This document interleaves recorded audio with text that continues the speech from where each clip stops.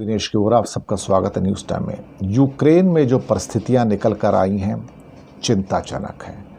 चिंताजनक इसलिए हैं कि वहां पर जो रेफरेंडम कराया गया है, ख़ास तौर से जो उनके 4 एरिया हैं, लुहांस्क, दोनेत्स्क, ज़ापोरिज़्या और खेरसन, यहाँ पर एक नकली, एक शैम रेफरेंडम रशिया के द्वारा कराया जा रहा है। ये यूक्रेन के ईस्टर्न फ्लैंक के एरियाज़ हैं, ताकि वोट के जरिए ये करीब 20% हिस्सा होता है यूक्रेन का, जिसको हड़प कर वो अपने देश में मिला लेना चाहता है।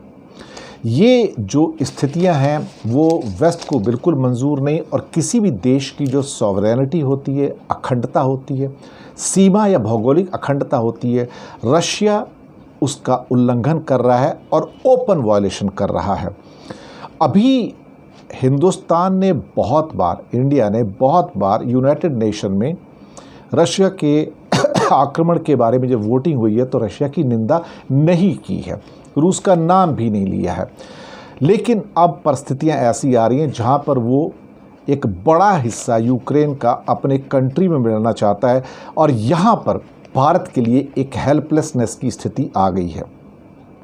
This is the time when world is looking for such leadership. Unfortunately, there is little room for optimism for the vast majority of the countries like India, who once again are watching with the unfolding events with the so-called helplessness and even higher degree of frustration and resentment.